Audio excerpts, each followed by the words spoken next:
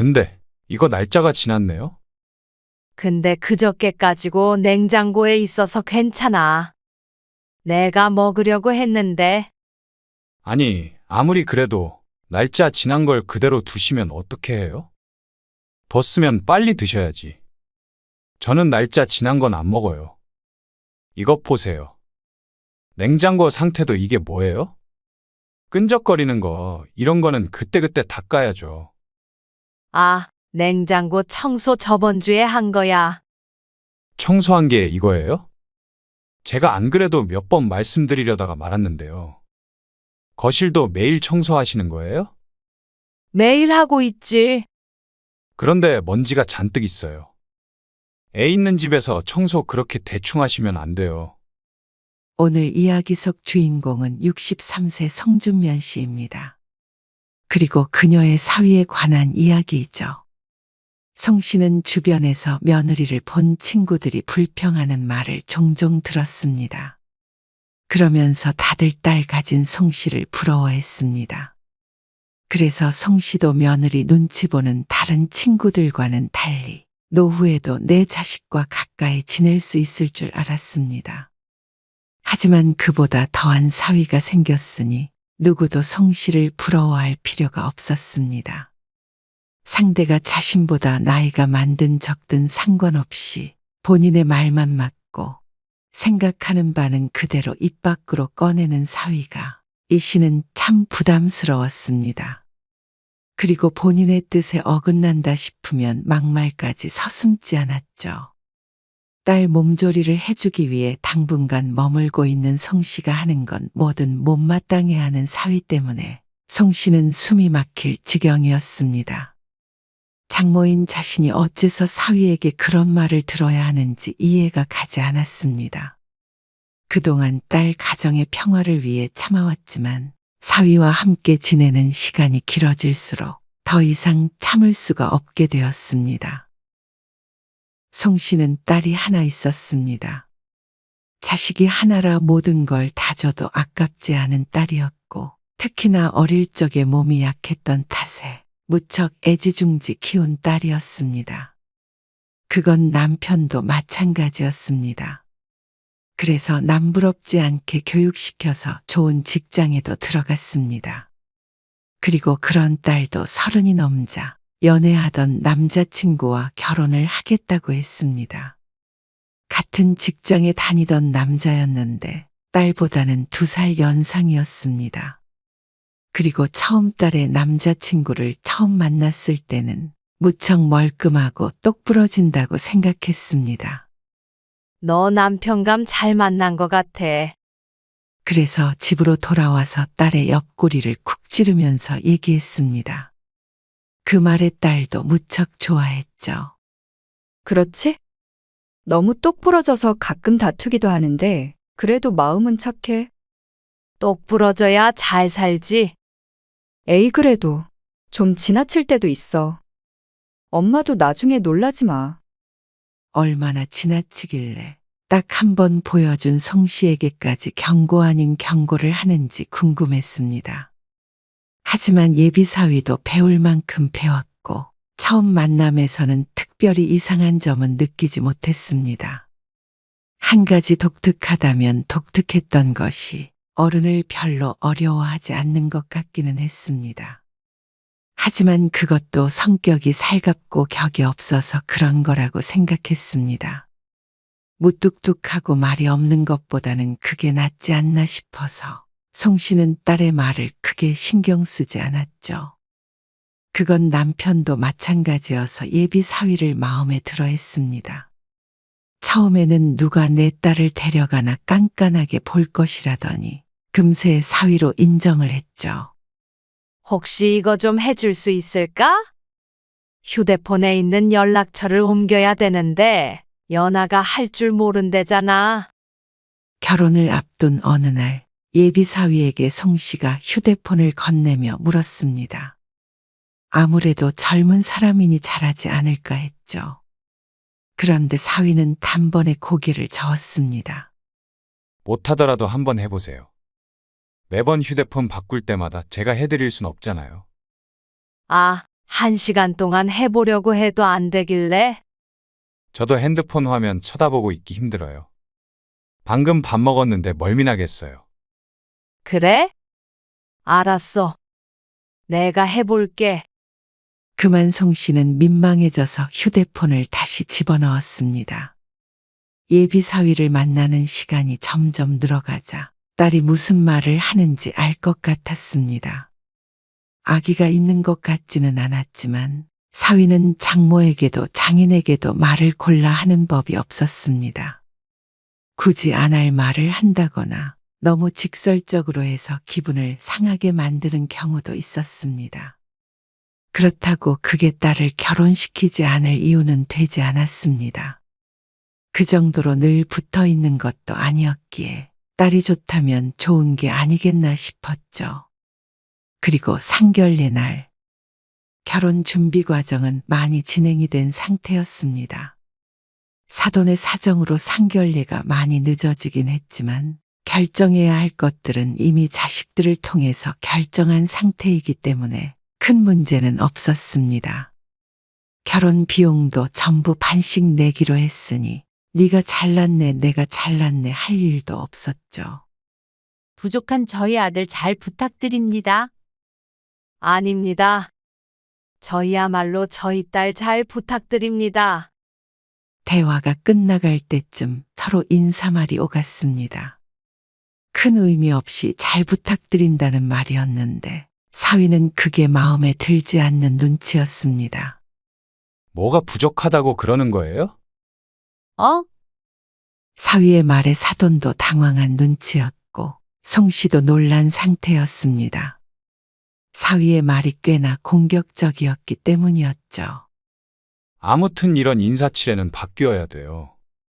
자기 자식 깎아내리는 말을 도대체 왜 하는 거예요? 깎아내리다니. 그냥 하는 말이지. 그러니까 그냥 하는 말을 왜 하는지 이해가 안 가서 그래요. 인준 씨, 딸도 말렸고 송 씨도 얼른 말을 돌렸습니다.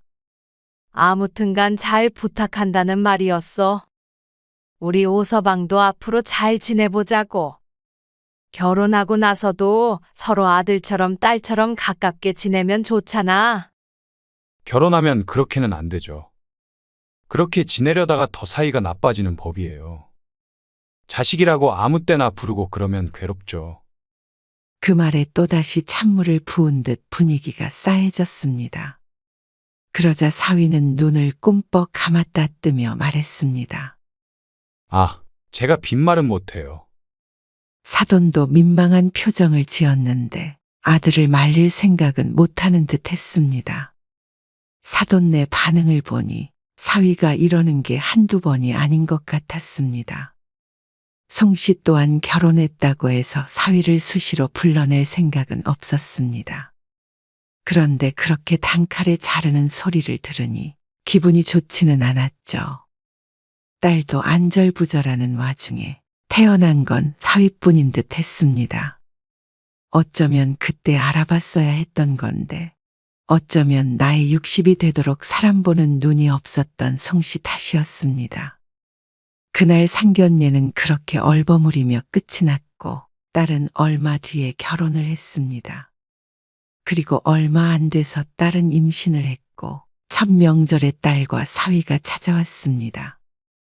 첫 명절이니만큼 송 씨도 남편도 전날부터 고생해서 밥상을 차렸습니다. 점심때가 조금 지나자 온 딸과 사위는 송 씨가 차린 밥을 맛있게 먹었습니다. 거실에 큰 상을 펴두고 먹었는데 식사 후에 치우기 위해서 상을 부엌으로 옮겨야 했습니다. 본래라면 딸과 남편이 함께 옮겼습니다. 송 씨 허리가 좋지 않아서 그랬는데 그렇다고 임신한 딸을 시킬 수는 없었습니다. 오서방, 이것 좀 같이 옮기자. 그래서 남편이 사위에게 말했습니다. 상 한쪽은 이미 남편이 잡고 있는 상태였습니다.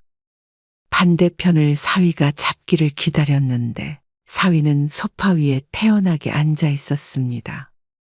저는 엄연히 손님으로 온 건데요. 사위의 말에 송 씨도 남편도 농담인 줄 알고 허 웃으며 대꾸했습니다. 그래서 맛있는 음식 대접했잖아. 이것만 옮겨주고 쉬어. 그릇 들고 왔다 갔다 하기 힘드니까 그래. 그러자 사위는 어깨를 으쓱하며 말했습니다. 에이, 남자라고 이런 거 시키는 거 역차별이에요. 그 말에 남편이 상에 올려놓고 있던 손을 뗐습니다. 아니, 남자라고 시키는 게 아니라 연하는 임신했고 연하 엄마는 허리가 아프니까 들자는 거지. 남녀 문제가 아니잖아. 저희 집에서는 연하한테 이런 거 안 시키셨어요. 그 말에 헛웃음이 나왔습니다. 임신한 며느리에게 이런 걸 시키는 사람이 이상한 거 아닌가 싶었습니다. 하지만 자신의 말이 모순이라는 생각을 하지 않는 듯 했습니다. 송 씨도 속으로 네 잘났다를 외치며 쟁반에다 그릇을 옮겼습니다.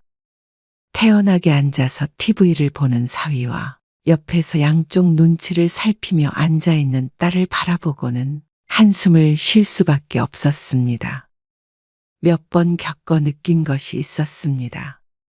사위와 말씨름을 해봤자 소용이 없다는 것이었습니다. 사이에 낀 딸도 안쓰러웠고 말을 주고받아봤자 얻는 것이 없었습니다. 사위는 한 번 자신의 생각이 맞다고 하면 누구에게도 설득당하지 않았습니다. 오히려 자신의 뜻과 다르면 다소 공격적으로 변했기에 차라리 그러려니 하는 게 마음이 편했습니다. 식사했던 것을 치우고 과일을 먹다가 남편의 사업 얘기가 나왔습니다. 장사 잘 돼요? 글쎄, 잘 안 되네. 그래도 거기가 사람들이 꽤 지나다니는 곳인데. 남편은 퇴직한 후에 이런저런 사업을 구상하다가 작은 상가를 얻어서 무인 슈퍼를 차렸습니다. 아이스크림이나 과자 같은 것을 사람 없이 기계만 놓고 파는 것이었는데 차린 지 반년이 되었는데도 생각처럼 잘 되지 않았습니다. 그러게 제가 그런 거 잘 안 된다고 했잖아요. 사위가 혀를 차며 말했습니다. 사과를 아삭 씹으며 말하는 폼이 어쩐지 너무 얄미웠습니다. 뭐 그래도 1년은 해봐야 알지. 적잖아죠? 아직은 그렇지. 겉보세요. 턱을 까딱까딱하며 말하는 게 참 건방졌습니다. 장인이 아니라 친아버지에게도 안 할 듯한 말투와 몸짓이었습니다. 솔직히 제 생각엔 장인어른이 헛짓거리 하고 계신 것 같네요. 뭐야? 헛짓거리라는 말에 남편이 황당하게 대꾸했고 송 씨와 딸도 눈이 커다래졌습니다. 어쩜 저런 언행을 하는지 어이가 없었습니다. 아무리 격이 없다고 해도 이건 또 다른 문제였습니다. 헛짓거리? 인준 씨, 무슨 말이야? 딸도 어색하게 대꾸했지만 사위는 자신의 말에 뭐가 문제가 있는지 몰랐습니다. 어쩜 대학도 나오고 배울 만큼 배운 성인이 이렇게 예의라고는 없나 싶었습니다. 해도 될 말과 해선 안 되는 말조차 구분을 못하면서 그걸 솔직함이라는 말로 포장하는 것에 어처구니가 없었죠. 그러니까 소용없는 일 그만하시라는 거죠. 사업을 아무나 하나요? 그러다가 퇴직금 날려먹는 사람 여러 봤어요. 그러는 사위도 월급쟁이였고 사업에 대해서는 알 리가 없었습니다. 그런데도 한참을 잔소리를 늘어놓았습니다. 듣다 못한 남편이 한마디 핀잔을 줬더니 사위의 얼굴이 무섭게 굳었습니다. 그러더니 입을 딱 다물어 버렸습니다. 그러자 명절의 분위기가 이상해졌죠. 남편도 물은 성격이 아니었는데 사위라 그런지 아니면 나중에 딸에게 안 좋을까봐 걱정되어서 그런지 사위에게 호통도 치지 못했습니다.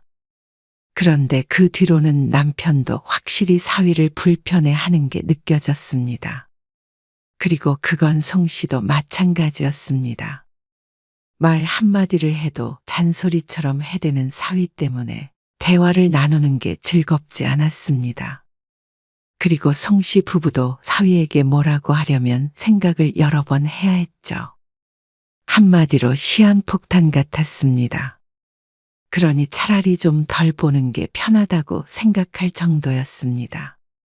다음 명절에도 그랬습니다. 자고 가겠다는 딸을 밥 한 끼 먹이고 돌려보냈습니다. 그러니까 또 딸이 서운해하니 참 어려운 일이었습니다.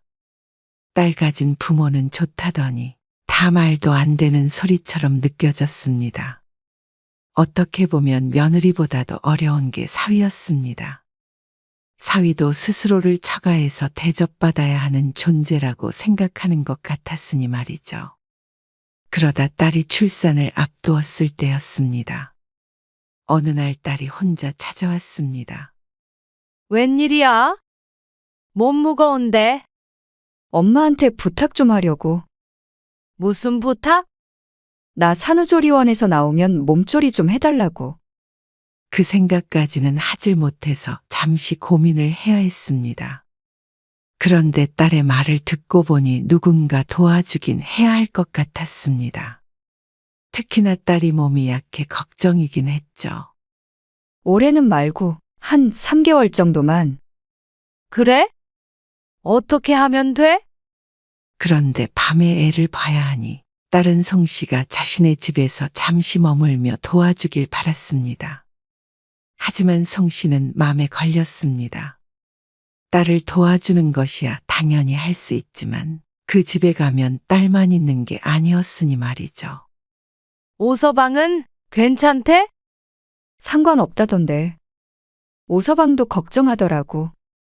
오서방은 계속 일하니까 아무래도 집에 누가 있으면서 좀 도와주면 좋겠다고는 했어. 그래? 사람 쓰자고 할 줄 알았더니. 좀 알아보는 것 같았는데 금액이 비싸다고. 아이고, 그래서 엄마가 와서 도와주면 한 달에 50만 원씩 주면 안 될까? 나는 마음 같아서는 더 주고 싶긴 한데. 말끝을 흐리는 딸을 보자 사위가 어떻든 돈이 어떻든 내 자식 힘들지 않게 도와주고 싶은 마음이 컸습니다. 그래. 알았어. 3개월 동안 있으면 되지? 그러자 딸이 무척 기뻐했습니다. 남편도 우려스러워했지만 딸을 걱정하는 마음이 크니 3개월 동안 가 있으라고 했습니다. 그런데 예상처럼 쉽지 않은 일이었습니다. 딸이 아이를 낳고 돌아온 날에 맞춰서 성씨도 짐을 간단하게 싸서 딸의 집으로 들어갔습니다. 하지만 그때부터 사위의 잔소리는 시작이 되었습니다. 아주 사소한 것도 간섭을 했는데 나중에는 사위가 장모님하고 부르기만 해도 어깨가 펄쩍 뛸 정도였습니다. 장모님, 씻고 나오시면 욕실을 닦고 나오셔야죠. 욕실 청소? 물기 닦고 나왔어. 정리도 했고. 아니요. 수건으로 세면대나 욕조 같은 건 닦으셔야죠. 뭐? 수건으로? 네. 몸 닦은 다음에 그걸로 주변 물기 싹 닦으세요. 아니, 몸 닦는 수건으로 욕실을 닦으라는 거야? 당연하죠. 그렇지 않은 성씨를 이상하게 쳐다보는 사위를 성씨가 오히려 희한하다는 듯이 바라보았습니다. 몸을 닦는 수건으로 욕실 물기를 싹 닦고 오라는 말이 이해가 가지 않았습니다. 그래놓고 나중에 또 그것으로 얼굴을 닦고 몸을 닦을 생각을 하니 소름 끼칠 정도로 더럽게 느껴졌습니다. 그런데 사위는 그게 당연하다고 했습니다. 그러면서 성씨를 타박했죠. 아니, 연하가 누굴 닮았나 했더니 장모님 닮았었나 보네요. 제가 버릇 고치느라 고생 많았어요. 그 말은 이제는 성씨의 딸도 그렇게 한다는 말이었습니다. 그러면 너무 찝찝하잖아. 더럽고. 욕실에 물기가 있으면 거기에 곰팡이가 생기고 그게 더러운 거죠. 그거는 다른 걸로 닦아야지. 어떻게 몸 닦는 수건으로 닦아? 제가 매일 닦아서 깨끗해요. 변기도요. 뭐? 변기도? 경악하면서 되물었는데 성씨의 반응이 사위의 기분을 상하게 한 듯 했습니다. 네. 매일 닦아서 장모님보다 오히려 욕실이 더 깨끗해요. 뭐라고? 아무리 그래도 무슨 말을 이렇게 하는지 몰랐습니다. 말이라는 게 다르고 다른 것인데 말이죠. 진짜 오서방, 말을 왜 그렇게 하는 거야? 송 씨가 언성을 높이자 사위의 인상이 와락 구겨졌습니다. 장모님이 먼저 그렇게 말씀하셨잖아요. 로마에 왔으면 로마 법을 따라야죠. 장모에게 이렇게 대드는 사위가 세상 천지에 어디 있을까 싶었습니다. 송 씨도 지난 며칠 동안 쌓인 게 많았는데 참다 겨우 한마디 했을 뿐이었습니다. 그런데 사위는 그런 송 씨를 잡아먹을 듯이 굴었습니다. 이런 식으로 하실 거면 저도 장모님 오시라고 안 했죠. 그 말에 입만 쩍 벌리고 있자 딸이 방에서 나와 말렸습니다. 엄마, 오서방이 한 말은 그런 게 아니고. 사위를 대신해 변명을 하는데 참 눈물겨울 정도였습니다. 딸까지 나서자 사위도 입을 다물었습니다. 그리고는 삐진 듯이 한동안 또 말을 안 했습니다. 밥 먹을 때도 침묵 속에서 먹어야 했고 계속 툴툴거리는 게 눈에 보였습니다. 가서방석에 앉은 듯 불편한 나날이 이어졌습니다. 그러니 딸도 스트레스를 받는 것 같았습니다. 아, 몸조리 하려고 한 건데 마음이 불편하니까 병날 것 같아. 딸의 말에 송 씨도 자신이 조금 유하게 생각하자고 다짐했습니다. 안사도는 이미 사위의 성격을 아니 여기저기 아프다는 핑계로 애를 안 봐준다는데 송 씨까지 돌아가 버리면 딸만 고생일 듯 했습니다. 엄마가 조금만 참아주라. 마음이 너그럽지 못하고 요즘 사람 같지 않게 가부장적이기까지 한 사위를 딸 혼자 감당하면서 애 키우고 살림까지 할 수가 없을 것 같았습니다. 그러니 송 씨가 몇 개월만 조금 고생하자 싶었죠. 그래서 그 이후로 비슷한 일이 여러 번 있었는데도 송 씨는 딸의 말을 듣고 꾹 참았습니다. 그러던 어느 날이었습니다. 장모님, 사위의 목소리에 가슴이 덜컥 내려앉았습니다. 왜? 이번엔 또 무슨 잔소리를 할까 싶어서 말을 꺼내기도 전에 두려운 마음이 들었습니다. 이거 뭐예요? 사위가 빵을 먹다 말고 물었습니다. 아, 그거 지난번에 사온 빵이야. 근데 이거 날짜가 지났네요? 사위가 먹던 빵은 유통기한이 그저께까지였습니다. 조금 남은 빵을 버리기엔 아까워서 나중에 송 씨가 먹기 위해서 냉장고에 넣어둔 상태였습니다. 그걸 꺼내서 한 입 먹은 모양이었습니다. 근데 그저께까지고 계속 냉장고에 있어서 괜찮아. 내가 먹으려고 했는데. 아니, 아무리 그래도 날짜 지난 걸 그대로 두시면 어떻게 해요? 뒀으면 빨리 드셔야지. 저는 날짜 지난 건 안 먹어요. 갑자기 화를 내는 사위 때문에 무척 당황했습니다. 그런데 사위는 거기에 그치지 않았습니다. 냉장고 문을 벌컥 열어보았습니다. 그리고 이것 보세요. 냉장고 상태도 이게 뭐예요? 끈적거리는 거, 이런 거는 그때그때 닦아야죠. 아, 냉장고 청소한 거야. 송 씨는 자신도 모르게 변명하듯 말했습니다. 그런데도 아랑곳하지 않고 사위가 행주를 가지고 오더니 냉장고를 문질렀습니다. 보세요.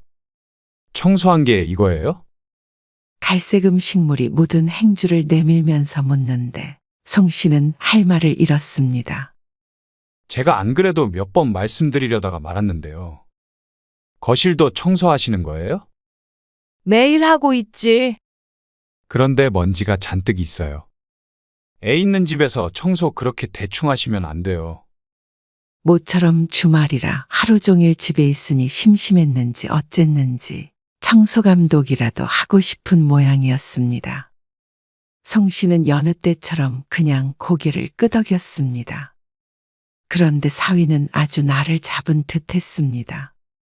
그래도 오셨으면 일을 제대로 해주셔야죠.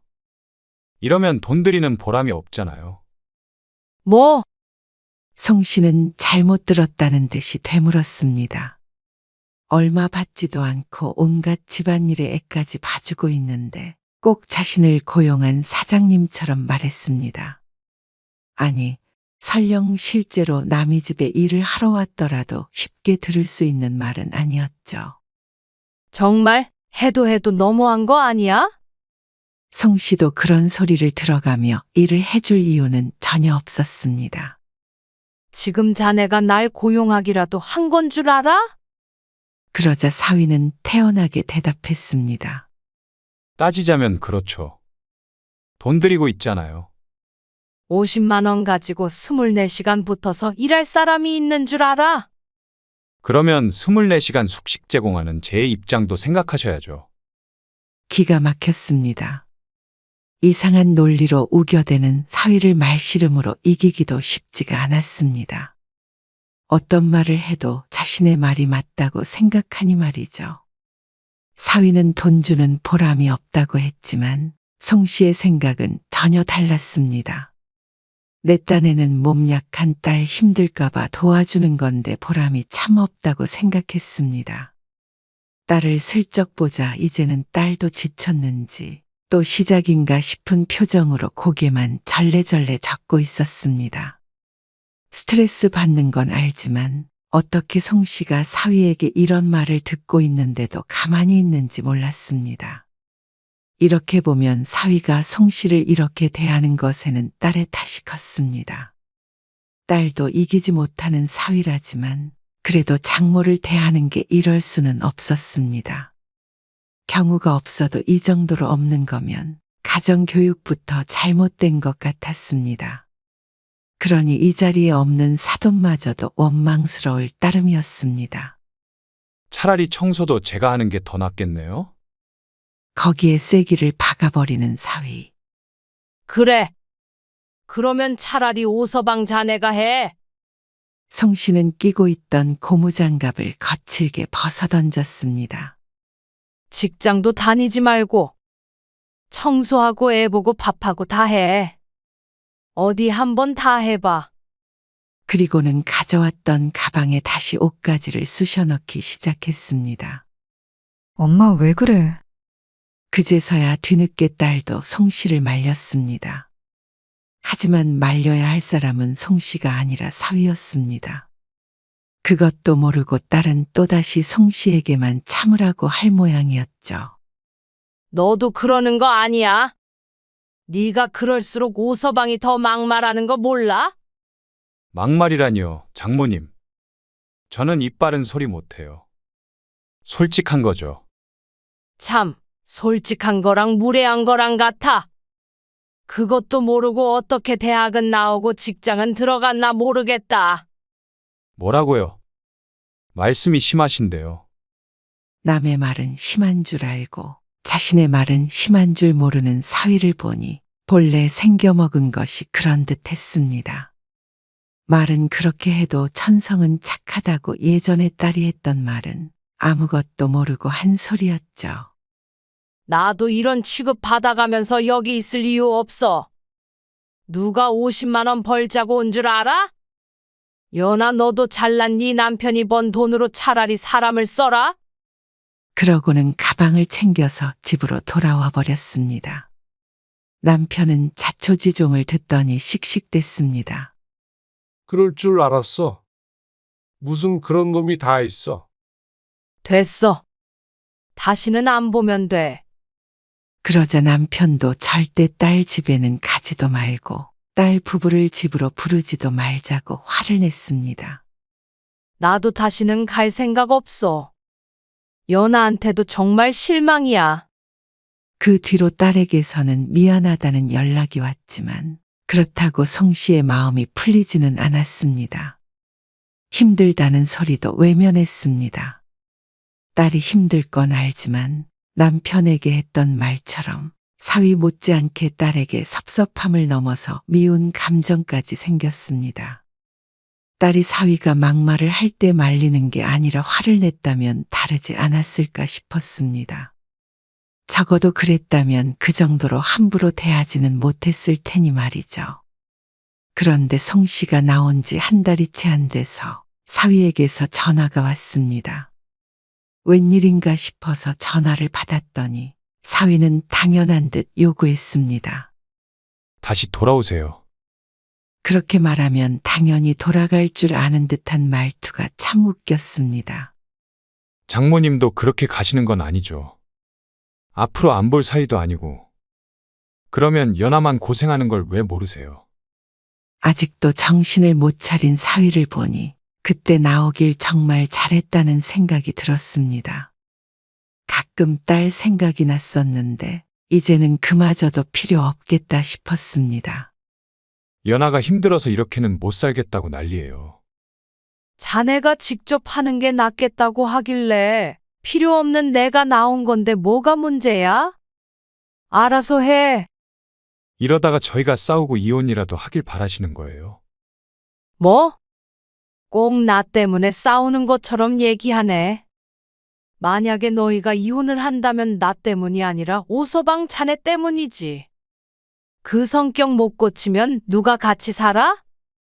위아래도 없이 아무 말이나 내뱉고 고집불통에 자기밖에 모르는데 나는 다시는 그 성격 감당 못해. 안 보고 사니까 차라리 좋다. 그러고서는 전화를 끊었습니다. 그러니 10년 묵은 체증이 내려가는 기분이 들었습니다. 왜 진작에 이렇게 쏘아붙이지 못했나 후회가 됐습니다. 마지막 끊기 전에 사위의 당황한 듯한 음성이 귓가에 맴돌았습니다. 그리고 혹시나 딸이 이혼한다고 하지 않을까 싶어서 생각이 많아지기도 했습니다. 송 씨에게 했던 것처럼 사위가 딸에게 똑같이 했다면 못 버텨내지 않을까 싶었습니다. 하지만 딸은 이혼할 생각까지는 없는 듯 보였습니다. 아이가 어리니 쉽게 그러지는 못할 것이라고는 생각했습니다. 그렇다고 딸에게 갈라서라고 강요하고 싶은 마음도 없었습니다. 딸도 사위의 성격이 견딜만 하니 같이 사는 것이라고 여겼죠. 둘이 좋아서 같이 살겠다는데 이래라 저래라 할 마음도 없었고 그저 송 씨가 딸과 사위를 보고 싶지 않을 뿐이었습니다. 무례하고 불편한 사위는 송 씨 부부도 사양이었습니다. 그런데 얼마 안 있어 딸에게서 전화가 왔습니다. 엄마, 나 복직해도 애 안 봐줄 거야? 1년 동안 쉰다며? 하지만 집에서 애만 보니 오히려 나가서 일하는 게 더 낫겠다는 딸이었습니다. 그동안 이래저래 많이 시달린 듯 지친 목소리였습니다. 내가 왜 너희 집에 가니? 무슨 말을 그렇게 해? 딸 집인데. 네가 엄마를 부모로 생각 안 하고 사위도 나를 장모라고 생각을 안 하는데 남의 집보다도 못한 데를 가서 또 무슨 험한 꼴을 당하려고.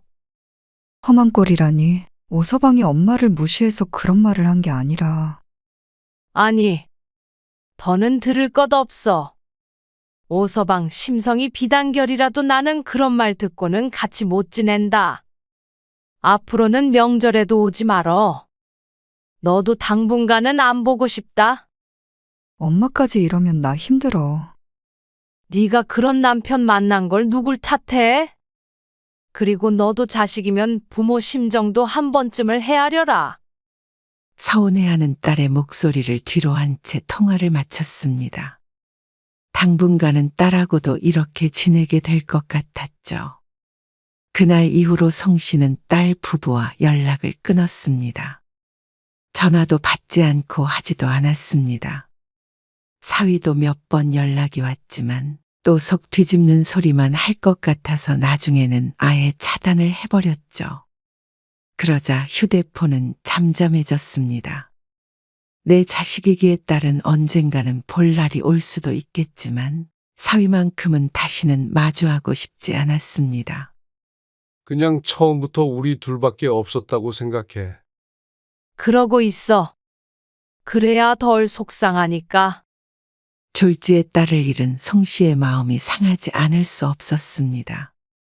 단호하게 얘기하긴 했지만 그렇게 애지중지 키운 딸이었습니다. 하지만 그렇다고 한들 바보같이 손을 내밀 생각도 없었습니다.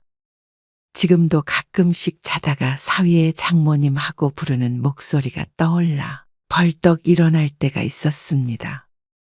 그러니 더 이상은 그 인연을 이어나갈 생각이 없었고 한참 뒤에 사위에게 다시 연락이 왔을 때조차 거들떠 보지 않았습니다.